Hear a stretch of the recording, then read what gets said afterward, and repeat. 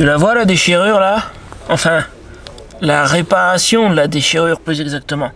Je pense que je m'en suis vraiment pas mal tiré, hein. J'ai fait ça très proprement.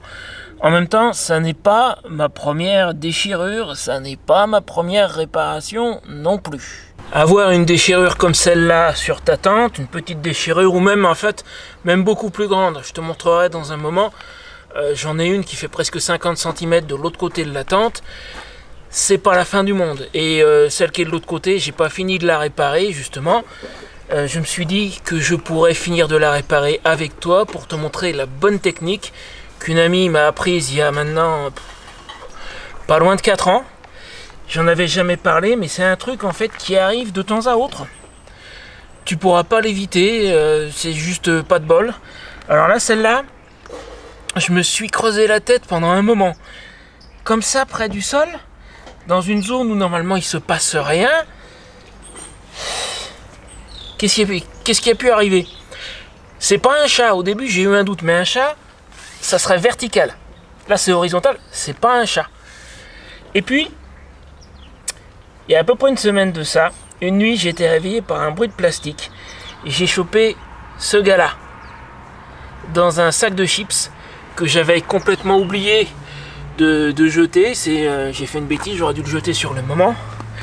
Alors ça a été facile, hein, je l'ai fichu dehors, j'ai juste attrapé le sac, je suis allé derrière mon emplacement, j'ai vidé le sac, il s'est carapaté. Un jour ou deux plus tôt, j'avais vu un de ses frères derrière mon emplacement, le long du Canis aussi. Et puis, il y a quoi? Il y a 3-4 jours, je sais plus, il n'y a pas très longtemps, j'entends un bruit de vaisselle. Alors à ce moment-là, la déchirure était déjà présente. Même quand j'ai chopé le gros hérisson dans le sac de chips, la déchirure était déjà présente. Et le truc, c'est que c'est ici que je garde mon assiette. Et à un moment donné, j'étais assis dans l'auvent, donc de l'autre côté de la tente, et j'entends un bruit métallique. De toute évidence, c'est mon assiette. Je sors, et je chope encore un hérisson qui était juste derrière la tente, donc c'est lui qui a fait le bruit. Et là j'ai compris. Quelques temps plus tôt, il y en a un qui a dû passer par là, et en reculant, il m'a déchiré la tente. Et ça m'a été confirmé en quelque sorte, parce que hier soir, j'étais tranquillement assis sous l'auvent quand... Regarde-moi ça. Voilà, le coupable, à mon avis, de la petite déchirure que tu as vue tout à l'heure. Eh ben le coupable c'est monsieur ou quelqu'un de sa famille. Je sais pas si c'est le même. Alors là, comment est-ce que je vais faire pour faire sortir sans qu'il me fiche le bazar qui m'abîme des affaires? C'est pas gagné. Mais bon, à mon avis, voilà le fautif à tous les coups. C'est toi qui m'as déchiré la tente. À vous. Ouais. Voilà. Je pense que je tiens mon vandale. À mon avis, ça doit être ça. Alors par contre, celle qui est de l'autre côté, là, c'est moi qui ai fait une connerie. Viens, je vais te montrer. Alors là, celle-ci, c'est une autre histoire. C'est moi qui ai fait une bêtise, en fait. Il y a quelques semaines, j'étais à peu près dans la même position qu'ici, c'est-à-dire je parle là, alors tu la vois peut-être pas, mais j'ai ma rallonge électrique qui arrive juste là, de ce côté de la tente. Elle est là, la rallonge, même si tu la vois pas. Et un jour, un peu comme cette nuit, là je tourne la vidéo en plusieurs fois, hein, le bout que tu as vu tout à l'heure, je l'ai tourné hier, il y avait de fortes pluies annoncées dans la nuit, et je me suis dit, je veux pas que le bout de ma rallonge traîne par terre, il risquerait de prendre l'eau, si jamais j'ai de l'eau au sol qui rentre sous l'auvent, je vais être malin, je vais l'attacher à la moto avec un bout de fil, moto qui est garée, elle est juste là, d'accord ? Et ma rallonge qui est courte, qui ne fait que 3 mètres, elle arrive à peine sous la tente. Alors je prends un bout de fil, je l'attache à la moto pour qu'elle soit suspendue. Et sur le moment, ça a marché. C'est-à-dire que l'extrémité de la rallonge était en l'air, ça n'a pas pris l'eau, pas de souci. Puis quelques jours plus tard, le beau temps est revenu, moi je pense plus à cette histoire, je vais pour sortir la moto. Alors je la sors jamais au moteur, je me mets dessus et je pousse avec les jambes. Je commence à pousser et j'entends un crack. Ça c'est pas un crack, c'est un vélo qui grince, désolé. Donc je commence à pousser, j'entends crack. je la repose sur sa béquille et puis je vais regarder sous la roue arrière parce que ça m'est déjà arrivé d'écraser quelque chose avec la roue arrière en la sortant. C'est comme ça que j'ai un peu aplati ma tasse notamment. Il n'y a rien sous la roue arrière. Je me remets dessus, je recommence à pousser et recraque. Et là je me rappelle que j'ai attaché la rallonge. Et ça, c'est la rallonge qui en fait tirait sur la toile et puis ça a lâché le long de la couture, là où ça pouvait lâcher. Quand on est con, a dit Georges. Donc je vais me servir de cet exemple pour te montrer comment on répare. Ça va pas être évident à filmer parce que je suis le long du canis, mais on va se débrouiller. Pour réparer, il te faut un kit de couture tout bête. Tu trouves ça en supermarché, ça vaut quelques euros, 5-6 euros, je crois, un truc comme ça. Ça a peut-être augmenté depuis, je l'ai depuis des années celui-là. Il a servi. À tout casser, ça doit valoir 10 balles. Une paire de ciseaux, ça c'est le minimum. Éventuellement un peu de bande de réparation. Je t'expliquerai à quoi elle peut servir. Tu as dû voir que j'en ai mis à certains endroits. Mais c'est pas en soi la bande de réparation, c'est pas pour réparer vraiment. C'est un truc en plus, je t'expliquerai à la fin. D'abord je te montre la technique de base. Donc Pringo, on va enfiler le fil sur l'aiguille. Donne-moi une seconde. Que je repère ma dernière aiguille qui est encore bonne. Parce que c'est celle-ci. Alors petit truc, si tu n'as jamais fait de couture, rassure-toi, ce qu'on va faire aujourd'hui c'est pas très compliqué, il faut juste connaître la bonne technique. Mais avant moi, je m'embêtais à essayer de rentrer le fil et puis j'ai plus mes yeux de 20 ans, tu vois. Et là je pense qu'à la caméra tu vois quasiment pas l'aiguille, alors imagine-toi en train d'essayer de rentrer un fil. C'est galère. En fait, ce truc là, je savais pas ce que c'était. C'est un enfile-aiguille. Dans les kits, tu en as, il est un petit peu tordu, mais ça c'est pas grave. Alors je sais pas si c'est la bonne technique, mais moi je fais comme ça, c'est-à-dire que je mets mon aiguille sur l'enfile-aiguille. Attends, je suis droitier, ça marchera mieux dans l'autre sens. C'est beaucoup plus facile que de passer un fil. Voilà, j'ai l'aiguille qui est passée dedans, d'accord. Ensuite, je vais aller prendre mon fil, qui est un peu emmêlé dans mon bazar.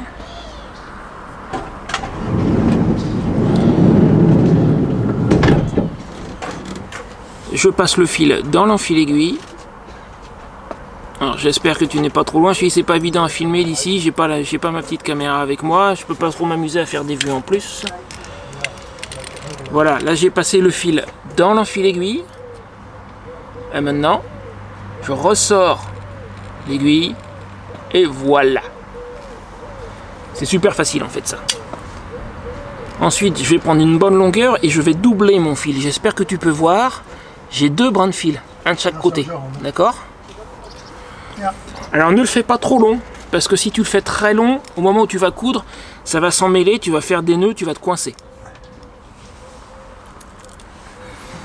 Donc je dirais à vue de pif 20 cm dans ces eaux-là, entre 20 et 30 cm, même 30 cm je pense que c'est trop. Voilà, regarde ce que j'ai pris moi, pour te donner une idée, une main, deux mains, voilà, ça fait à peu près ça. Ça suffit. Et si ta déchirure est vraiment grande, tu le feras en plusieurs fois. Je vais prendre mon dé à coudre.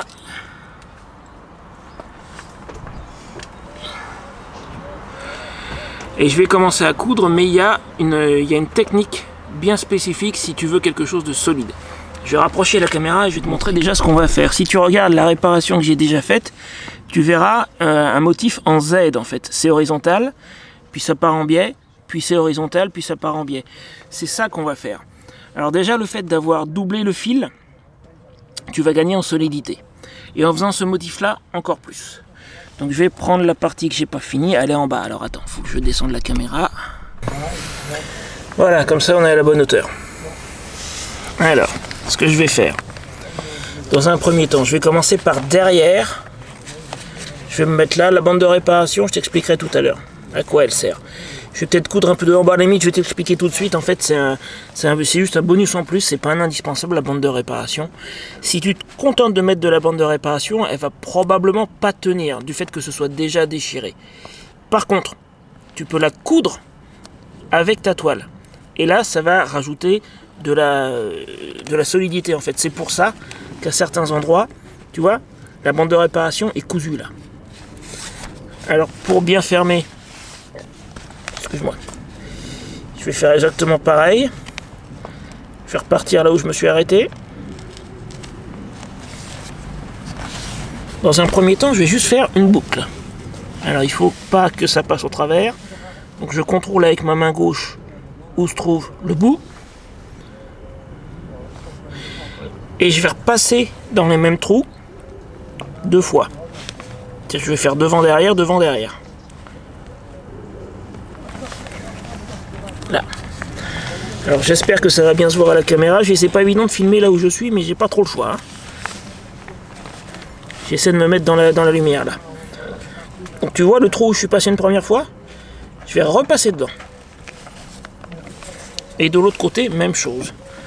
Tout en contrôlant bien que ça aille pas s'en mêler, notamment avec l'extrémité que j'ai laissée. Voilà.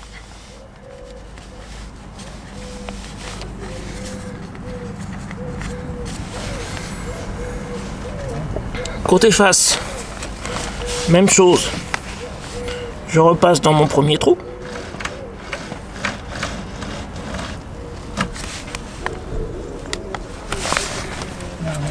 Voilà, là j'ai mon départ en fait. Je vais prendre le petit bout que j'ai laissé, je vais faire un nœud, un double nœud. Et idéalement, quand j'aurai fini, je mettrai une goutte de colle juste sur le nœud pour que ça se défasse pas. Mais de la colle, là j'en ai plus. Faut que j'aille en racheter. Alors, je sais, j'ai les mains devant. Je suis simplement en train de faire un double nœud là, tout bêtement. Hein.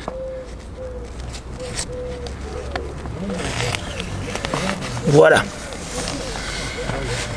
Maintenant, je vais faire la structure en Z dont je te parlais. Et ça va être quasiment une maille à l'envers, une maille à l'endroit, si j'ose dire.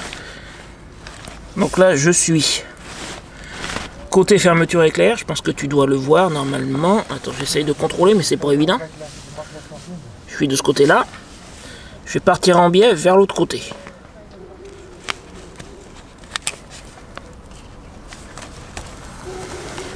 Voilà.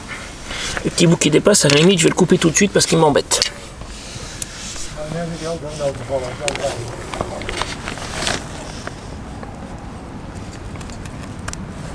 Là. Je retrouve mon bout. Donc,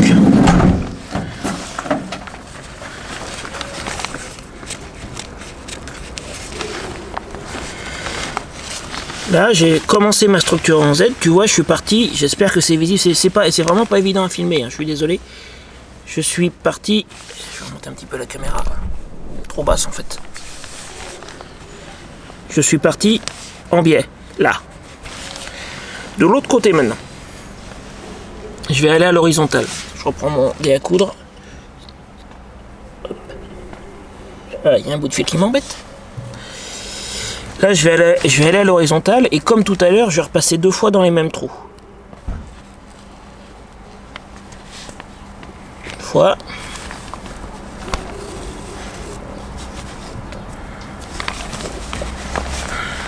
De l'autre côté, je repasse dans le premier trou, celui du bout du Z. Et j'essaie de contrôler sur l'écran de la caméra. Je suis désolé, c'est vraiment très difficile à filmer. Hein.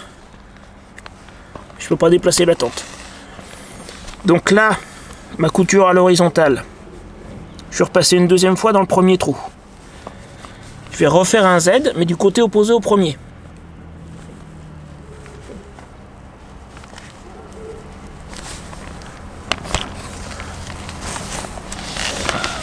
D'accord, tu dois voir le Z là normalement. Et encore, je reviens à l'horizontale.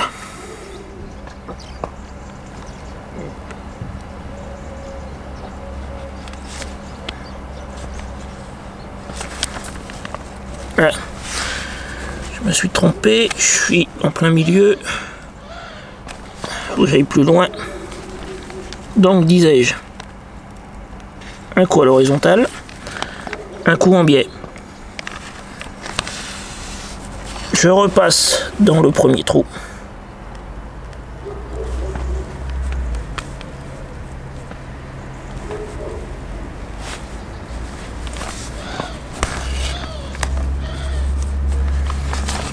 Et maintenant encore de l'autre côté, je fais mon Z. Il faut réussir à bien maintenir les deux bords, ça c'est pas toujours évident.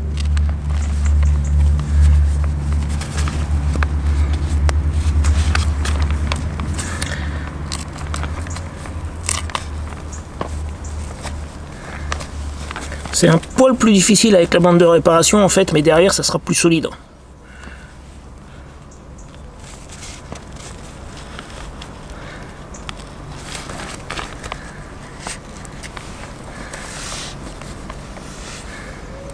Et à l'horizontale, et ainsi de suite.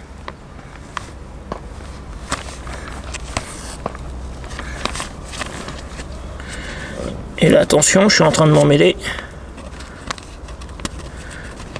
Ça, c'est ce qui risque éventuellement de se produire, tu vois, si ton fil est trop long.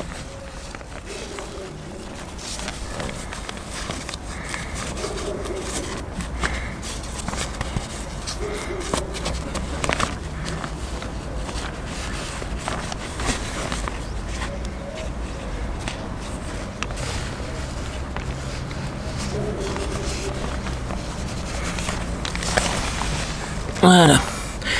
Bon, je pense que tu as compris la technique, et ainsi de suite, et ainsi de suite. Donc voilà, alors celle-là, je vais la finir hors caméra, c'est pas la peine que tu me regardes pendant un quart d'heure. Tu passes 2 fois dans le même trou, tu fais un Z, 2 fois dans le même trou, tu fais un Z, et ainsi de suite. Et à chaque passage, le Z va être du côté opposé, tu en as un côté pile, un côté face, à chaque fois. Avec cette structure-là, tu vas avoir une réparation très solide. Et si en plus, c'est optionnel, c'est pas obligé, mais si en plus tu rajoutes de la bande de réparation que tu intègres dans la couture, alors là, ça va rajouter de la solidité, ça lâchera pas. Voilà. Maintenant, tu sais comment réparer les déchirures sur ta tente, même les grosses. Alors évidemment, ça va pas être étanche, c'est sûr. Pour rendre relativement étanche, tu peux essayer de mettre encore de la bande de réparation par-dessus. Là, c'est un morceau de bande de réparation qui ne va pas servir à maintenir les bords de la déchirure ensemble. Ça, c'est le boulot de la couture. Mais il va servir à éviter que l'eau n'arrive jusqu'à la déchirure. Ça sera peut-être pas 100% étanche, mais ça aidera. Donc voilà, tu vois les petites déchirures, même les grandes, ouais, elle fait bien 50 cm celle-là. C'est pas une fatalité. Maintenant, il nous reste une chose à voir ensemble. Il est possible que tu aies des déchirures dues à l'usure de ta tente. Et ça, en fait, tu peux les repérer avant qu'elles ne se produisent et empêcher que ça se déchire. C'est le petit bonus que j'ai gardé pour la fin, pour ceux qui ont regardé la vidéo jusqu'au bout. Ça se passe de nuit, c'est un test que tu peux faire de nuit, c'est là où ça se voit le mieux. Donc je te retrouve ce soir. J'ai un bonus pour toi qui est resté jusqu'à la fin de la vidéo. Je vais te montrer comment repérer à coup sûr des déchirures qui ne se sont pas encore produites mais qui menacent de se produire. Alors dans ce cas précis, ce ne sont pas des déchirures dues à un animal ou à une bêtise que tu aurais faite, mais ce sont des déchirures dues à l'usure. Je campe de façon permanente depuis mars 2020. Pour ceux qui ne le savent pas, je vis en tente, je suis nomade avec une moto et une tente. Et des déchirures dues à l'usure, j'en ai vu 2-3, ça m'est arrivé un certain nombre de fois. À présent, je sais comment les repérer à l'avance et comment faire en sorte de les empêcher, de faire en sorte que ça ne se déchire pas. Donc je vais te montrer, je vais sortir avec ma lampe frontale et je vais te montrer comment tu peux faire un test le long des coutures de ta tente, parce que c'est le long des coutures que ça va se produire. En fait, dans les tentes modernes, tu as ce qu'on appelle une thermosoudure le long de la couture, c'est à l'intérieur. Ça se présente un peu comme une bande de plastique collée le long de la couture, avec forcément un bord, et sur ce bord, c'est là que la faiblesse va, avec le temps, se développer, parce que c'est là que ça travaille le plus, en fait. Donc je vais sortir avec ma lampe frontale, et normalement, tu devrais voir, j'espère que tu devrais réussir à le voir. Je vais remonter un petit peu la caméra, parce que la déchirure que j'ai en cours de formation, attends, il faut que j'arrive à bien la positionner, je m'excuse, c'est pas évident. La déchirure que j'ai en cours de formation, elle est plutôt sur le haut de la porte qui est derrière moi. Donc je vais sortir, je vais éteindre une des lampes pour que tu vois mieux. Ça sera peut-être trop juste pour la... Alors on va essayer en l'éteignant. Et je veux que tu regardes bien la porte par laquelle je vais sortir, que je vais refermer. Je vais allumer ma lampe. Voilà, à mi-puissance, ça suffira.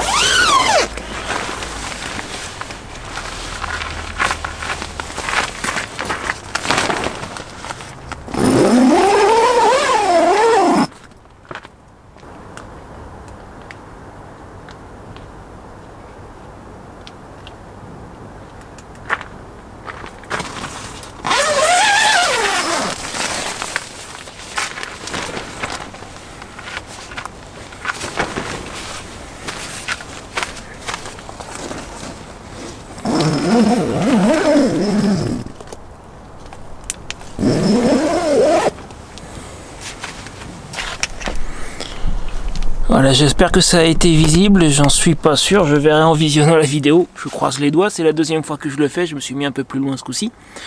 Normalement, tu as dû voir la lumière qui passe, tu as dû voir un trait de lumière à un endroit plutôt vers le haut de la porte en fait. Moi je m'en suis rendu compte parce que régulièrement j'ai des véhicules qui se garent sur un emplacement en face du mien, que ce soit ici ou dans d'autres campings, un véhicule qui se gare en face de moi avec ses phares tournés vers moi de nuit, et je vois en fait la lumière qui passe, mais juste un trait à un endroit bien précis. Et ça, c'est en fait le tissu qui s'est usé, qui s'est affaibli. Et si une déchirure doit se produire, ça sera précisément là où passe la lumière. Alors le test est très facile à faire, tu te mets avec un ami, vous vous y mettez à deux, un dans la tente, un à l'extérieur de nuit, puis il y en a un qui passe la lampe, où moi en fait la lumière je la voyais à travers la future déchirure, je voyais la lumière de ma lampe, de celle que j'avais laissée allumée. Tu peux aussi tout simplement mettre une lampe dans ta tente, pas trop fort, et tu vas à l'extérieur et tu regardes s'il y a des endroits où tu vois des traits de lumière. Si jamais tu en vois. Pour éviter que ça se déchire, c'est très facile. Je vais te montrer, je l'ai fait sur la porte qui est derrière toi en fait, sur l'autre porte, regarde. Celle-ci, je sais par expérience, c'est la porte par laquelle je passe le plus. Donc je sais par expérience que c'est celle qui va être la plus usée. Et c'est celle-là qui va se déchirer en premier si jamais ça doit se déchirer. Alors j'ai mis de la bande de réparation en préventif en fait. Là dans ce cas-là, quand c'est pas déchiré, surtout, tu ne couds pas. Si tu couds, tu risques de générer des fuites parce qu'en cousant, tu fais des petits trous. Donc là, la bande de réparation, c'est pour, dans un premier temps, empêcher la déchirure dans l'idéal. Et si jamais ça doit se déchirer, mettons que ça se mette à se déchirer ici, ça va se déchirer jusqu'à la bande de réparation et pas plus loin. J'en ai à intervalles réguliers. Et si par malheur ça devait vraiment se déchirer, de là à là, j'ai peut-être 20-25 cm à tout casser. Et ça va s'arrêter là, et ça va s'arrêter là. Ça, je peux réparer. 20-25 cm, je répare, il n'y a pas de souci. Si je mets pas la bande de réparation et que ça se déchire sur toute la hauteur de la porte, avec ma toute première tente ou la deuxième, je sais plus, c'est ce qui m'est arrivé. C'est comme ça que j'ai appris. Leçon dure m'aura apprise. Si ça se déchire sur toute la hauteur, c'est irréparable, c'est trop. Mais ça, je peux réparer. Donc la bande de réparation à intervalles réguliers pour empêcher que ça se déchire idéalement. Et puis, si jamais ça devait se déchirer, bah, tu limites la casse en fait. Donc voilà, attends, je vais remettre la caméra comme elle était il y a un instant. Donne-moi une seconde. Voilà, comme ça devrait aller. Voilà le petit bonus que j'avais pour toi qui est resté jusqu'à la fin de la vidéo. Donc maintenant tu sais comment repérer d'éventuelles déchirures dues à l'usure qui ne se sont pas encore produites mais qui ont de bonnes chances ou plutôt de bons risques de se produire, et tu sais comment les empêcher de se produire. J'espère que ça te sera utile, et j'espère globalement que tu auras appris quelque chose dans cette vidéo, que ça te sera utile. N'hésite pas à me dire ce que tu en penses dans les commentaires. Si tu as trouvé cette vidéo utile, si tu as appris quelque chose, mets-moi un petit pouce en l'air, ça me fera plaisir. Si tu n'es pas encore abonné, abonne-toi. Et puis, tu sais quoi, si tu t'intéresses au camping, je vais te mettre juste là mes meilleurs conseils pour ne pas avoir froid la nuit en camping. Encore une fois, je campe de façon permanente depuis mars 2021. Le froid en camping, je connais si tu veux. Hein, je campe même l'hiver. Alors après l'hiver, je vais dans des endroits où il fait pas trop froid, mais c'est pas des endroits où il fait 20 degrés la nuit non plus. Donc j'en connais un rayon. Je te mets la vidéo juste là, vas-y, fais-toi plaisir, c'est à moi que ça fera plaisir. Et la semaine prochaine, on se retrouve à nouveau mardi 20h. Là, les deux vidéos le jeudi, c'était exceptionnel, c'était à cause de Noël et du jour de l'an. Salut!